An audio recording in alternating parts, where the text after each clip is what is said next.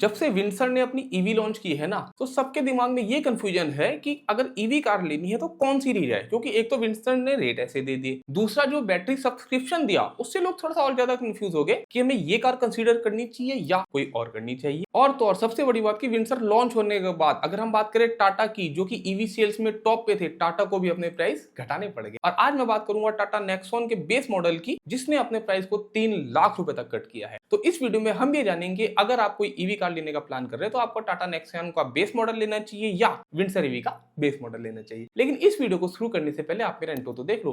तो मैं हूं आपका दोस्त रवि, आप देख रहे हैं आपका अपना चैनल रवि ईवी लवर। और चलिए शुरुआत करते हैं सबसे पहले दोनों कार के प्राइस। तो टाटा नेक्सॉन का जो बेस मॉडल है वो है नेक्सॉन क्रिएटिव प्लस और उसका प्राइस है आज की डेट में 12,50,000 रुपए। पहले इसका प्राइस 3 लाख रुपए ज्यादा था, लेकिन हाँ, विंडसर ईवी लॉन्च होते ही टाटा को अपने प्राइस कट करने पड़े, क्योंकि विंडसर ईवी ने एक बहुत अच्छा कॉम्पिटिशन दे दिया था इस रेट के हिसाब से। और जैसा कि मैंने आपको बताया कि विंडसर ईवी का जो एक्साइट वेरिएंट है, जो उसका बेस वेरिएंट है, उसका प्राइस है 9.99 लाख। लेकिन ये 9.99 लाख बैटरी के बिना है। जी हाँ, विंडसर ईवी आती है 9.99 लाख की बिना बैटरी के। आपको उसकी बैटरी अलग से परचेज करनी पड़ेगी, लेकिन अभी उसकी परचेजिंग कॉस्ट क्या है ये कंपनी ने रिवील नहीं करी है। अभी कंपनी ने सिर्फ ये बताया कि आप उसकी बैटरी को एज अ सब्सक्रिप्शन ले सकते हैं, यानी कि आप समझ लीजिए आप उसकी बैटरी रेंट पे ले सकते हैं, या ये समझ लीजिए आप जितना किलोमीटर चलाएंगे आपको उसका पे करना है 3.5 रुपए पर किलोमीटर के हिसाब से। और इसमें आपको जो मिलेगी वो मिलेगी 38 किलोवाट आवर की बैटरी। वहीं आपको टाटा नेक्सॉन का जो बेस मॉडल है उसमें मिलती है 30 किलोवाट आवर की बैटरी। अब दोनों के देख लेते हैं पहले रेंज, फिर हम बाद में कैलकुलेशन करेंगे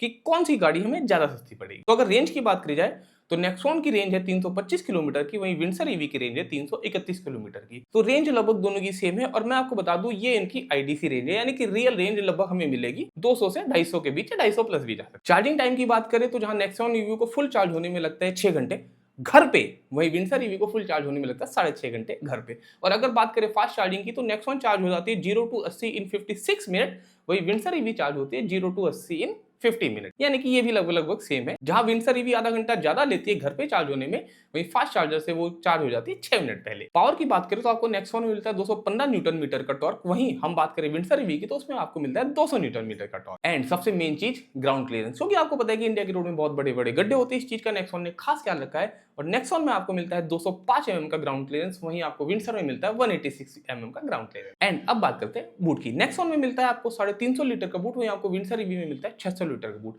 हालांकि इसका बूट का कंपैरिजन करना बेकार है, इसे साइज का कंपैरिजन करना बेकार है, क्योंकि मैं आपको बता दूं कि दोनों कारों के साइज के सेगमेंट अलग है। जहां नेक्सॉन ईवी है बी सेगमेंट की कार, वहीं पे विंडसर ईवी है सी सेगमेंट की कार। यानी कि अब आप समझ गए होंगे कि जो विंडसर ईवी हर चीज में बड़ी होगी, चाहे हम उसके हाइट, विड्थ, लेंथ, बूट की बात, और चाहे हम बात कर लो उसके व्हील बेस की। अगर हम साइज का कंपेयर करेंगे तो डेफिनेटली जो विनर है वो है विंडसर ईवी, क्योंकि मैंने आपको बता दिया कि इसका सेगमेंट ही चेंज है। लेकिन हम कंपैरिजन इसलिए कर रहे हैं क्योंकि जब टाटा ने अपने कार के प्राइस डाउन किए हैं तो अब हमें ये देखना है कि हमें 10 लाख रुपए खर्च करने हैं बिना बैटरी की कार लेनी है, या हमें 12.5 लाख खर्च करके बैटरी वाली कार। अब हम बात करते हैं इसके सेफ्टी फीचर्स की। तो जैसे कि आपको पता होगा कि नेक्सॉन का क्रैश टेस्ट हो चुका है, उसे ग्लोबल एनकैप से मिल चुके हैं 5 स्टार। वहीं पे अभी विंडसर ईवी का क्रैश टेस्ट नहीं हुआ है, तो अभी उसको कुछ ऐसा नहीं मिला है। लेकिन अगर हम बात करें बेसिक सेफ्टी फीचर्स की तो वो दोनों गाड़ियों में सेम है, जैसे 6 airbag, ABS, EBD, traction control, EPS और हिल होल्ड असिस्ट जैसे फंक्शन हमें दोनों गाड़ियों में देखने के लिए कॉमन मिल जाते हैं। अब बात आ जाती है वारंटी, क्योंकि यहाँ पे भी जो एमजी ने एक ट्रम्प कार्ड खेला है, जहां आपको टाटा में मिल रही है 3 साल या 1,25,000 किलोमीटर तक की वारंटी, वहीं एमजी ने कह दिया है कि हम आपको देंगे अनलिमिटेड किलोमीटर तक बैटरी की वारंटी। तो अब सबसे बड़ा सवाल निकल के आता है कि हमें इन दोनों में से कौन सी कार लेनी चाहिए। हमें लेनी चाहिए बी सेगमेंट वाली कार यानी कि नेक्सॉन, या हमें लेनी चाहिए सी सेगमेंट की कार यानी कि विंडसर, क्योंकि मैंने आपको बताया कि दोनों के साइज में बहुत ज्यादा फर्क है। तो चलिए सबसे पहले हम कैलकुलेशन करते हैं कि अगर हम नेक्सॉन लेते हैं और हम खर्च करते हैं 12.5 लाख रुपए, तो वो 2.5 लाख रुपए एक्स्ट्रा देके हमें क्या बेनिफिट होता है। तो अगर हम इसे कंपेयर करते हैं विंडसर ईवी से, तो विंडसर ईवी ने कहा है कि हम आपको देंगे बैटरी का सब्सक्रिप्शन 3.5 रुपए किलोमीटर के हिसाब से। तो वहीं अगर हम 2.5 लाख को 3.5 से डिवाइड करते हैं तो लगभग आता है 71,000 किलोमीटर। तो अगर हम अपनी कार को यानी कि टाटा नेक्सॉन को 71,000 किलोमीटर से ज्यादा चला लेते हैं, तब हम जाएंगे प्रॉफिट में कि वो जो 2.5 लाख रुपए हमने एक्स्ट्रा खर्च किए उसके हमें 2.5 लाख रुपए वसूल हो गए हैं, और अब हम उसे जितना भी चलाते वो हमारा प्रॉफिट है। तो यही जो है उस सवाल का जवाब है कि आपको कौन सी कार लेनी चाहिए, क्योंकि सबसे पहले आपको देखने की आपकी गाड़ी की रनिंग कितनी है। अगर आपको लगता है कि आप कार को बहुत ज्यादा नहीं चलाते और कभी आपको रिक्वायरमेंट हुई तो आप कार लेके चले गए, नहीं तो आपकी कार घर पे खड़ी है, तो डेफिनेटली आपको लेनी चाहिए विंडसर ईवी, क्योंकि अगर आप अपनी कार को 50,000 किलोमीटर तक भी ड्राइव कर लेते हैं लगभग 4 साल में, 5 साल में, 6 साल में, तो आप 50,000 को 3.5 से गुणा कीजिए और उसके बाद आप देखेंगे कि तब भी उसकी जो कॉस्ट है वो कहीं ना कहीं टाटा नेक्सॉन से कम आ रही है। एंड सबसे बड़ी बात कि विंडसर ईवी दे रहा है आपको बैटरी में लाइफ टाइम की वारंटी, और जब आप उस कार को परचेज करेंगे उससे अगले 1 साल तक फास्ट चार्जिंग भी आपको एकदम फ्री मिलेगी। लेकिन अगर आप अपनी कार को बहुत ज्यादा ड्राइव करते हैं और आपको लगता है कि आप उसे 1 लाख किलोमीटर चला सकते हैं, 2 लाख किलोमीटर चला सकते हैं, तो उस सिचुएशन में आपको लेने चाहिए टाटा नेक्सॉन ईवी।